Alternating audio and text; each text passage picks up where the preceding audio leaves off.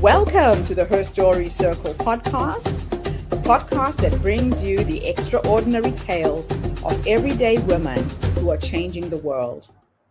I'm your host, Gertrude Mache, and I'd like to acknowledge traditional custodians of the land on which we meet today. I also like to pay my respects to elders, past, present, and emerging. Every week, we dive into the lives, challenges, and triumphs of women from all four corners of the globe. We're here to inspire, enlighten, and connect, sharing stories that uplift and empower. So grab a cup of coffee, settle in, and join us as we explore the incredible journeys of women shaping our future. This is Her Story, where every woman's voice matters. Hello, everybody, and welcome back to the Her Story Circle. This is Gertrude Mache here in beautiful Melbourne, Australia. And today I am graced with the presence of yet another fascinating woman. Welcome, welcome, welcome to our tribe.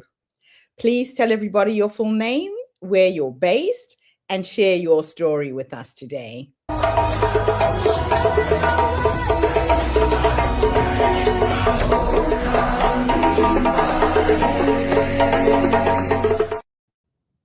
Hi, Gertrude. Thank you so much. It's an honor to be here today. My name is Peshka, and I am currently in the beautiful, sunny state of Florida. My story is quite interesting. I'd like to call my story a classic example of recycling trauma. So yeah, I know that sounds a little bit funny. My background, my growing up, my younger years were all forged in trauma and abuse. And what I didn't realize I was doing at that time was I was developing some magic. I was accumulating all of this and turning it into my power. And, as I moved through life, of course, I didn't have a name for that. I just kept doing the things, going through the motions, trying to get through life and not realizing that I had patterns that I was following. I had no idea this was happening. And once I did realize that, I also realized that not only were the patterns there, the labels that I had allowed others to apply to me and the ones that I applied to myself were under those patterns.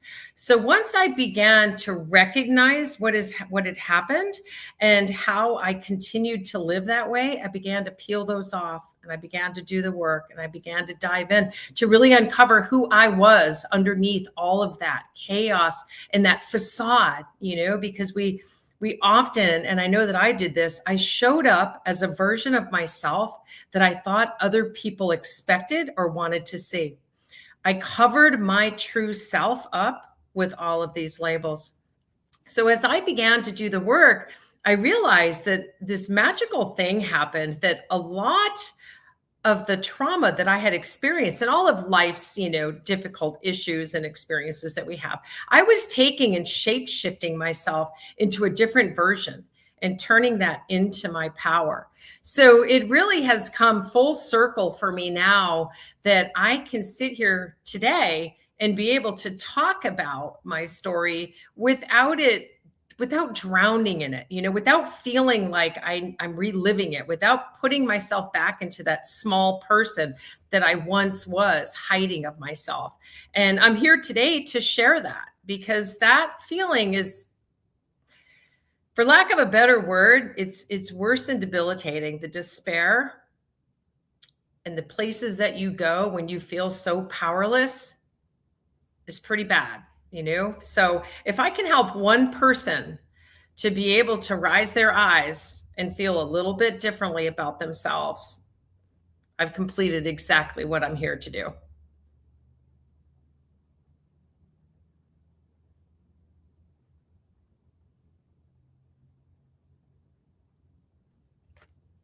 So, Anne, I want you to go on and share your story with us, starting with that pivotal moment in time that changed everything. The moment that changed everything was when I was 22 years old. I was homeless and I had a 3-year-old son. I was not doing well as a human being. I was definitely not doing well as a mother. I had taken the tools that had been handed to me as a young child Those tools were broken, and I didn't know how to develop new ones. And then I became pregnant, and then I had a decision to make. What do? I've got a 3-year-old, I'm homeless, and I have no means to take care of a baby. So I made the decision to place him for adoption. Very difficult decision, but it was the right one to make. And it was in that moment that I realized I just might not be junk, that I just might actually be worthy of something more than what I had allowed myself to feel I was worthy of, which was really nothing. And I looked into the eyes of my 3-year-old son, who just totally adored me and thought that I walked on water, like I was his entire world. And I looked at him and I thought to myself, if this human being can have this much faith in me, can I just find just a little bit? So that completely propelled me into, and trust me, it was not a quick process, okay? But it propelled me into doing the work. It propelled me to keep getting better. It propelled me to want to be a better version of myself than the one that was currently showing up. And I just went through this process that was decades long of transitioning and taking and recycling that trauma without really realizing it. I became super, super sensitive to other people's needs. I became exceptionally good at customer service. And all of those were parts of me that had been stifled, stepped on, and drowned. I was now pulling them out and using them to the best of my ability to rebuild my life. And it worked. So that pivotal moment, I don't know honestly where I would be without that happening. That was just that incredibly important to me. So your story unfolds in a very, very magical way. What moment in your life forced you to find your voice? It was 2020, and I was sitting there. I was in a marriage that really just wasn't happy. It wasn't terrible. It wasn't abusive. It just wasn't happy. And I was really feeling like I just didn't matter. I wasn't connected to anything. Nothing in my life felt like I was on fire about it. I was really going through the motions. I was waking up every day doing the same thing. Nothing excited me. I had nothing to look forward to. And it was March 2020, and we had just moved to Florida, and I was working a part-time job. We had a great life. We were pre-retired, really didn't need to work. And I hear the news, and the whole world is ending, right? Everything is shutting down. And all I remember thinking was, oh my God, I've been there. I have been in this feeling before. I have been this desperate before, where I felt like I was drowning and I had no way to come out from underneath it. And I was not going back there. So I took a good long look at my life. I sat there and I got very quiet with myself. Something I had never done is got very quiet with myself. And I paid attention to what was around me. And everything I surrounded myself with was not me. It was not real. And it wasn't anything that I wanted in my heart and in my soul. So I looked at my husband and I said, we're not happy. I'm going to file for divorce and I'm going to go on my way. And that's exactly what I did. I went with nothing. I moved to a town where I knew nobody, and I just started all over again. Wow. Now, for years, where did you feel silenced and why? I felt silent being me. I felt very small. I was, from a very young age, sexually abused by my father for a very long time. And when that happens and you're a child, you try to be small so that you're not seen. So, and I mean in the literal sense, as well as the emotional sense. If he can't find me and I hide in the sheets deep enough, maybe it won't happen. If I stay really quiet and really small, maybe I won't get in trouble. That was the basis of how I performed with myself. So everything that I did, there were certain rooms that I didn't feel like I belonged in. There were certain restaurants, there were certain clothes, there were certain cars, certain houses. That wasn't for people like me. People like me didn't get to have those things or go to those places. People like me stayed small so that other people could enjoy it. That was how I lived and how I felt for a very, very long time. Well, that's really sad. So, what story were you most afraid to share publicly? The story that I was afraid to share publicly was really, I can't really say afraid, but I can say that it was extremely uncomfortable. Coming out and saying that I had been abused, I felt like people would look at it and say, "Why did you let that happen?" Right? It's a common question. How did you let that happen to you? Why did you stay? So that was one of the toughest when I did decide to come vocal with my story, which is during this transition at COVID. I just stripped everything off. I was like, you know what? If I'm going to go down with the ship, I'm going to go down talking about it so that somebody else can grasp on and maybe change the trajectory of their future. So Mm. it was really the difficulty in talking about the shame. It's really sad that a lot of victims carry the shame that doesn't belong to them. They carry that shame for most of their lives. And yeah, it wasn't even yours to carry in the first place. Correct. Correct. So, how did your life change once you started speaking your truth? You know, I have done a tremendous amount of work on myself. And it took me, I had to go through the stages of grief, right? When you are a child that has experienced trauma to that level, or a human experiencing trauma to any level, there's stages of grief that you go through. Mm. It's, you know, it's denial, it's anger. It's, you know, I lost a whole part of me. There's a whole part of me that never got to exist. Mm. So when you're going through that and you're sifting through and you get to a point where you're like, wait a minute, that was never me. Hmm. That really was never my story. Like you just said, that's not my story to carry. And I came very clear that I was not going to be, I don't wear the title victim or survivor. I don't go there. That is not me. I didn't fall out of the sky in a plane. That to me would be a survivor. I don't like that title for me because Mm. it tells me something about myself. And that's not to take away from anybody else that uses that title. Speaking for me personally, I didn't want that. I was a human being that experienced things that no human being should experience. That's it. That's where it ended. No title, no label, Love none. it. Yeah. So, how has your voice impacted other women or your community?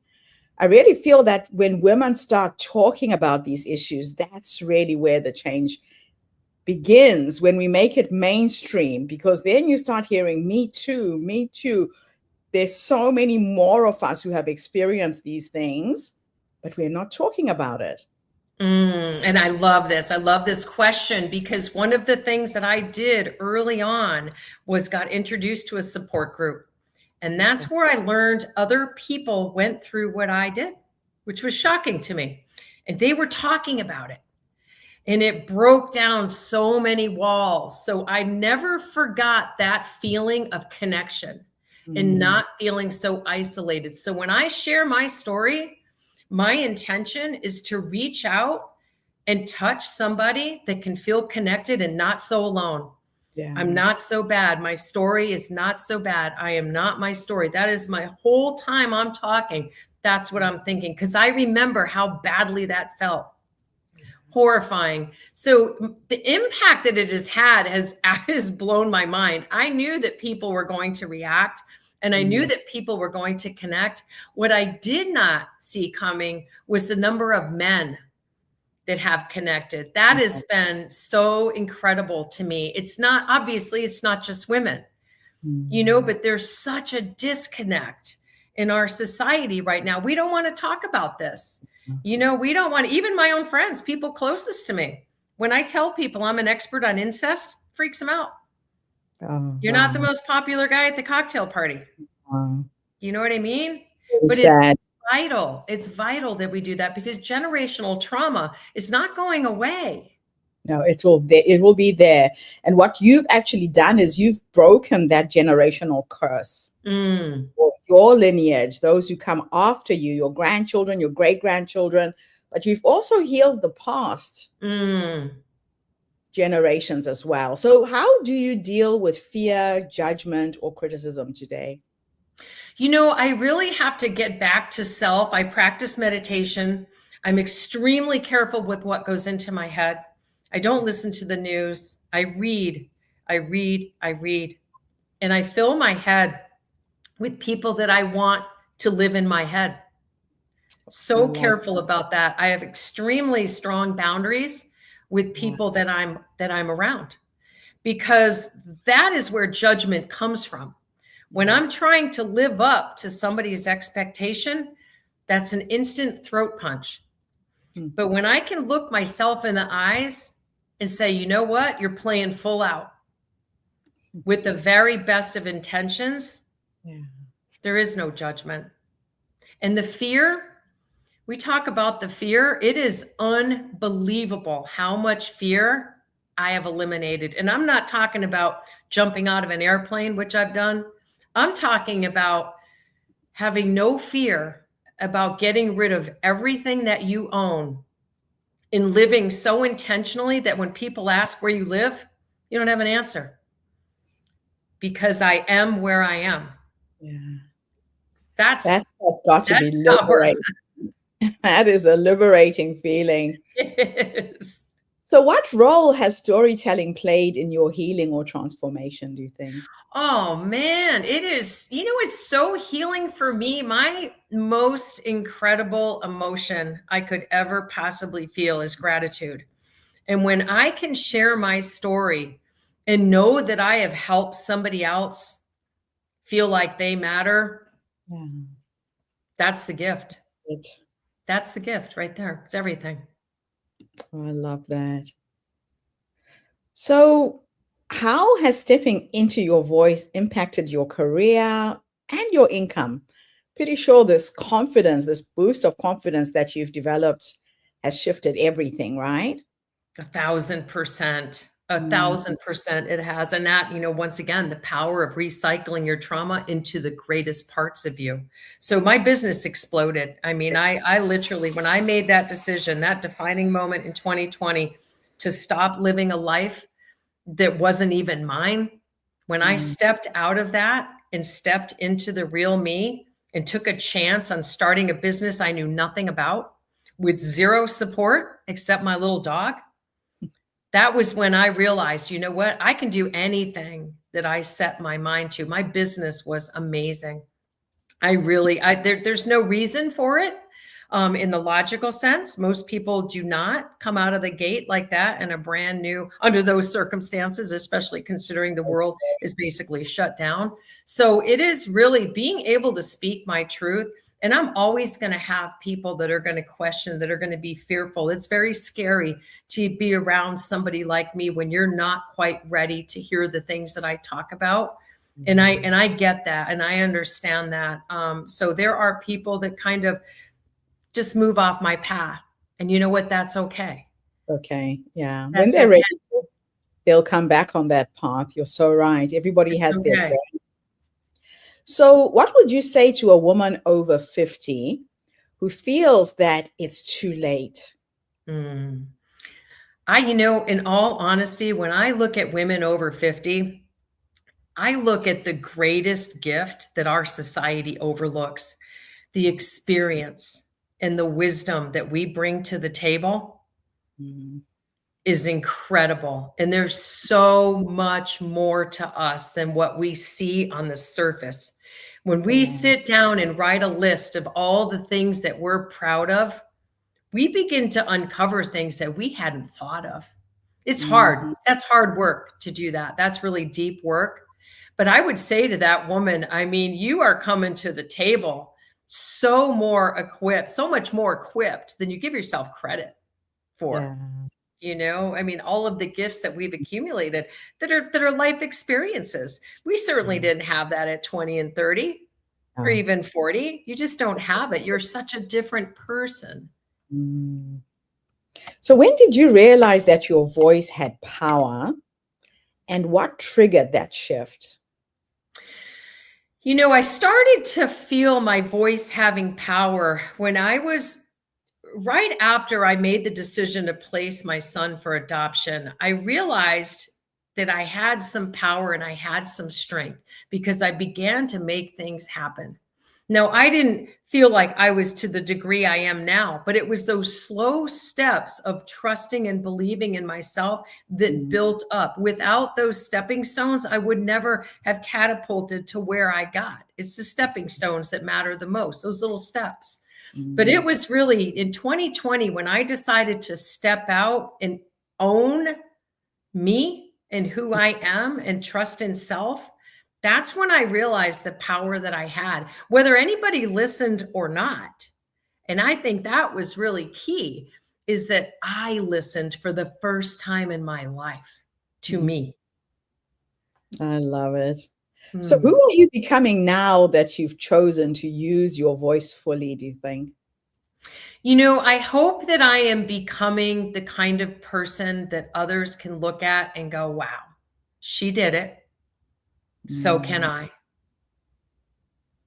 Your life really becomes somebody else's survival guide, correct? Yes, truly. Now, if your story could change one woman's life, what would you want her to hear? You really, when you stop and intentionally get quiet with yourself, you have all the answers. Everything you could ever desire, ever dream of is within. And it's until we stop the outside voices from penetrating that we begin to blossom. Without that, I don't know that it would happen. That is so true. A lot of women don't realize the wisdom is already there inside. She whispers, she talks with signs, and you tune into that energy, you hear it, but you have to be very present and still, right? Yes, very, exactly. And then trust it. Yeah. Do you know, really learning to trust yourself, because we've got the coolest stuff going on inside. I mean, our instinct is on point. Yeah. And once I realized that that worked, that was magic. That was magic. You make such better decisions when you listen to self and go with your gut, right? Your instinct. Yeah. Yeah, no, I have a little game that I play, and I tune into the energy of who I am becoming. So at night when I go into my meditation and my prayers, sometimes I ask a simple question when I get stuck, like, so what is the next step? I have a fire alarm going off. Can you hear that? Just for a quick second. Okay. I think somebody pressed the button by mistake in the building. If it comes again, I will mute. But I play with the energy of who I am becoming. And I go into my meditation and prayers and I ask her, so what is the next step? I believe that wise woman is already in me. And I will sleep on that. I'll wake up, I'm in the shower, and I have those light bulb moments where I know exactly what I need to do to execute. Or what happens is I talk to other people during the day that this is what I'm working on, this is where I'm stuck. And it's like a jigsaw puzzle. One person will give me a piece and the next person will give me another piece. By the end of the day, the end of the week, it all just comes together like it was effortlessly planned. So yes, we have to learn to trust ourselves and to go within for the answers and not look outside for any options. We're wired with everything we need to live these lives. I love it. Right. Now, did you ever reconnect with your baby? I did. That was a magical story. So I had searched my entire life for my birth family.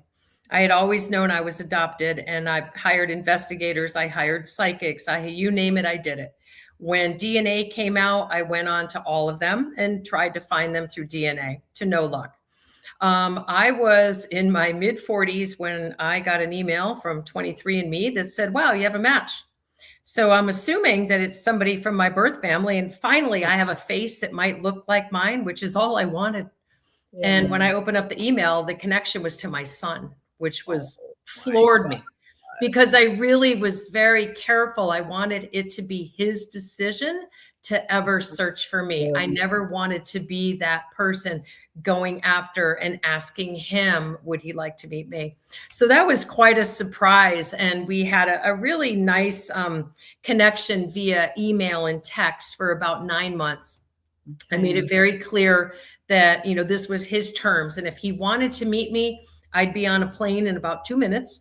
And if he didn't, I respected that. It was completely going to unfold the way he wanted it to. And full disclosure, I shared everything, what led up to the pregnancy, the decision, and where I was, you know, emotionally. So the day came where he wanted to meet me in person, and it was just some kind of special magic. You know, it was really to be able to look at somebody that all I had ever just thought of him. He was almost 30 years old when we connected. Gosh, that is So so he did, you know, he lived on the other side of the country, and we developed a friendship, and he came to visit me down in Florida. And then before I know it, he and his fiance came down and bought a house from me, so, right near my me.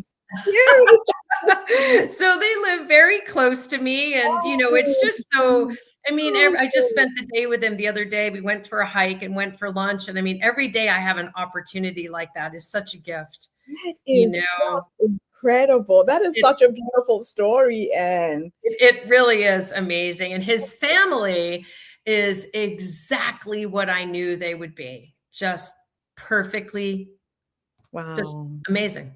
Parents That are is, amazing. They're still happily married. oh, wow. Yeah, he had a wonderful life, and very well raised, wonderful human. So yeah, So that's everything you couldn't give him, you did give to him by giving him away in that sense. Wow. 100%. And I didn't realize back then, when I felt so adamant that I was doing the right thing, I didn't realize that what that really was faith. Yeah. Yeah. I didn't And realize the universe would just bring him back to you when the time was right. that. It's so beautiful. Yeah. Now, my last two questions for you are a bit of a thought experiment. In the first one, I'm going to teleport you back to that young woman who went into life, struggled, trying to figure things out. If you could go back and give her 3 nuggets of wisdom based on what life has taught you up until this point, what would those 3 nuggets of wisdom be, Anne? You know, I love that because I do that. I still do that. This is not who you really are. This is not what you deserve. And you've got this. Hang on. Beautiful, simple, straightforward, to the point. Now let's teleport into the future to meet the older you, the 90-year-old you.